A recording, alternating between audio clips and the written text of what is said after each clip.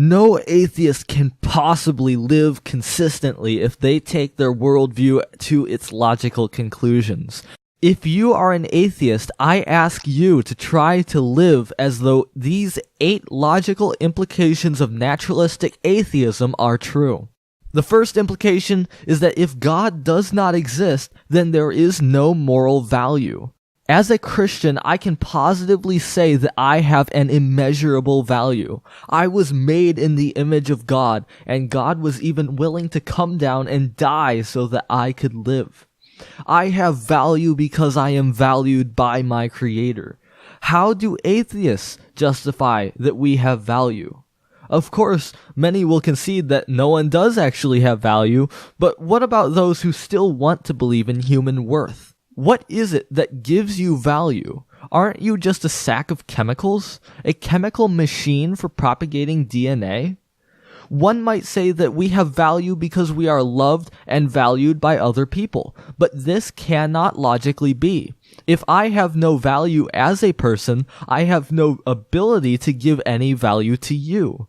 It is like writing a check when you are bankrupt. If none of us have intrinsic value, we cannot actually give value to others. In Germany, before World War II, the country had severe economic problems and went through massive hyperinflation. Millions of dollars soon became worthless as people would start to burn money, as it was cheaper to burn billions of dollars than buy a log. Why was this money worthless? It was worthless because it had no objective reference point from which it got its value. If there is no God, you and I are just as worthless. One might say that we have intrinsic worth because we have sentience. My question here is why? Why does sentience give us value? In fact, it doesn't even make sense to talk about value at all if naturalism is true. Value is immaterial, so by definition, it is impossible on naturalism. Implication number 2 is that if God does not exist, then there is no morality.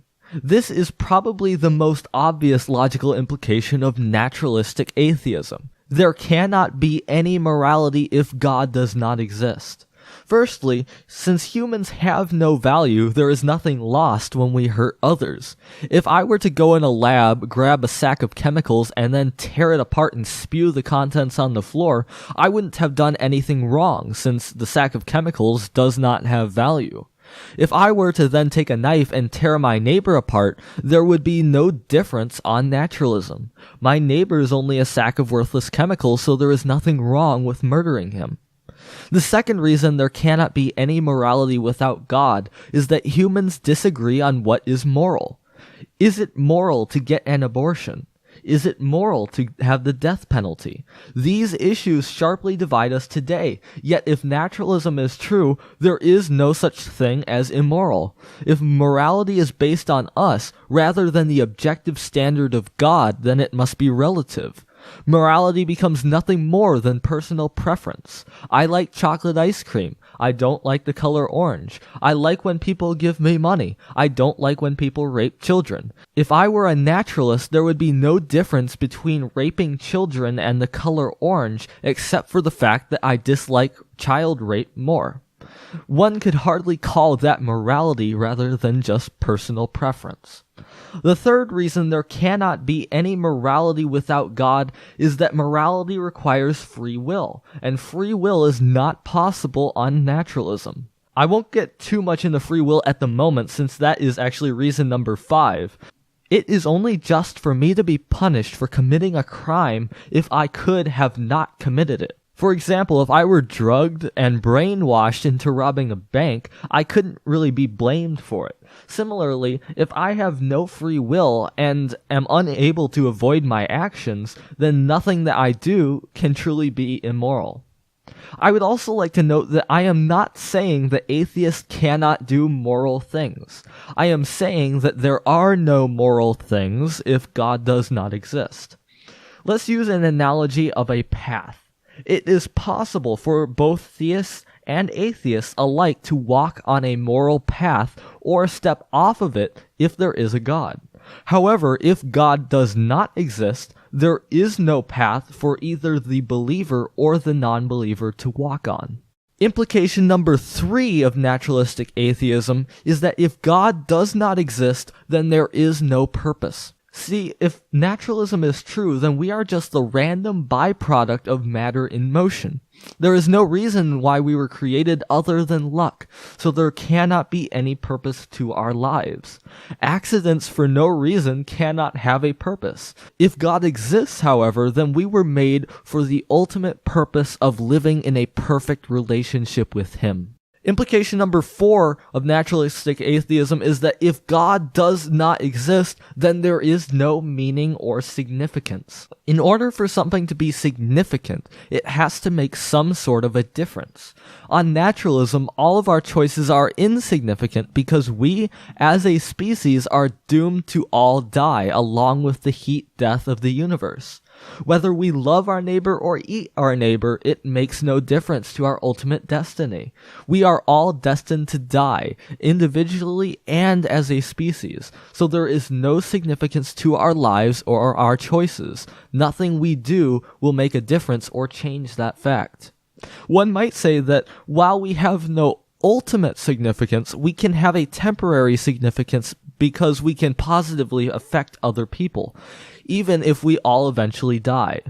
One might say that if we make a difference in people's temporary lives, we can at least have a temporary significance.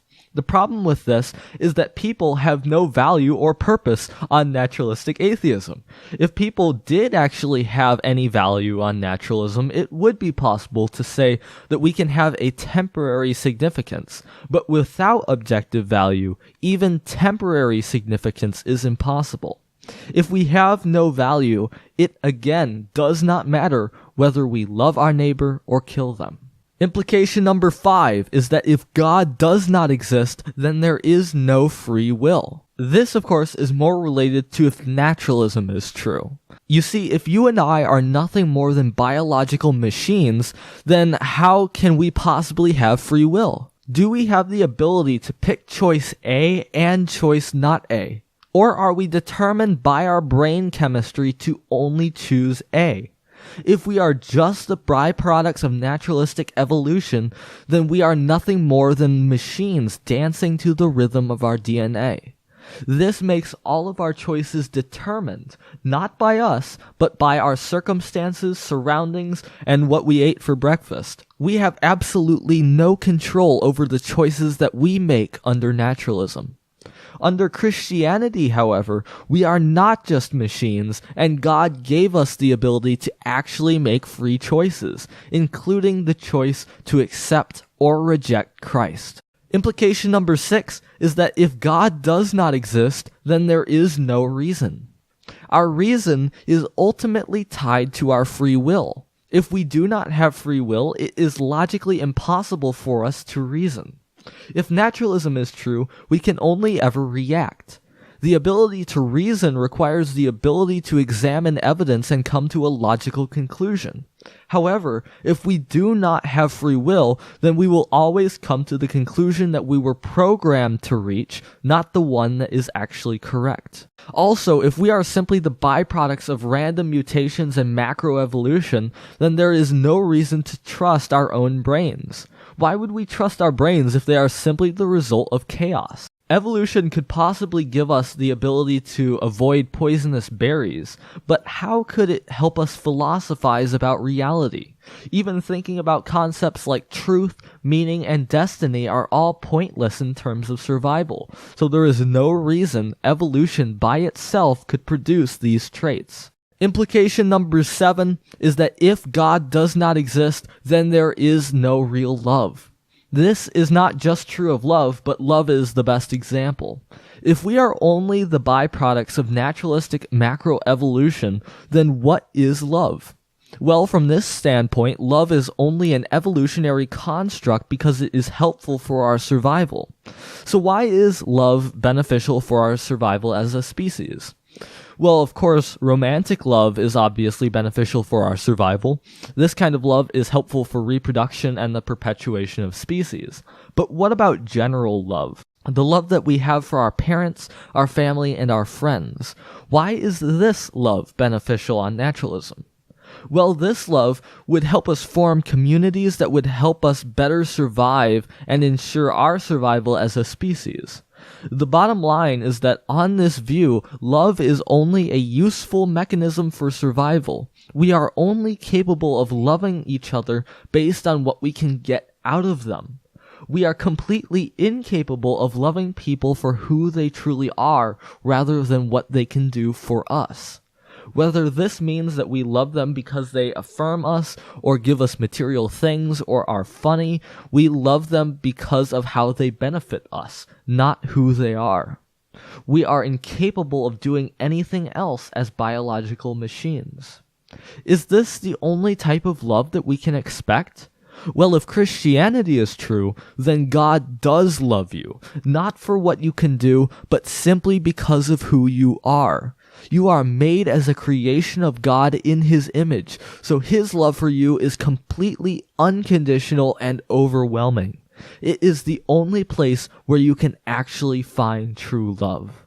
Implication number 8 is that if God does not exist, then there is no hope. If naturalism is true, then we are all doomed to die without having any purpose or significance. There is nothing we can do to avoid this, even if we had the ability to make our own choices. This life is left to be nothing but a cold wasteland of worthless people incapable of love and dancing to the music of their DNA. All of our pursuits for things like peace, equality, and justice are all meaningless, pointless, and doomed to fail as we are all doomed to die. Thankfully, this is not the grim reality that we have to face. God does actually exist, and He was willing to die on a cross for you. You do have purpose, you do have value, and you are fiercely loved. If you enjoyed this video, please be sure to check us out on Facebook and on Twitter in order to get even more content not found in these videos. Also, be sure to watch more videos that will appear on the right-hand portion of your screen. I upload videos about apologetics on Mondays and Fridays, so definitely make sure to subscribe. Our mission is to demolish all barriers against the gospel and against Christ. Keep defending your faith with power, confidence, and humility.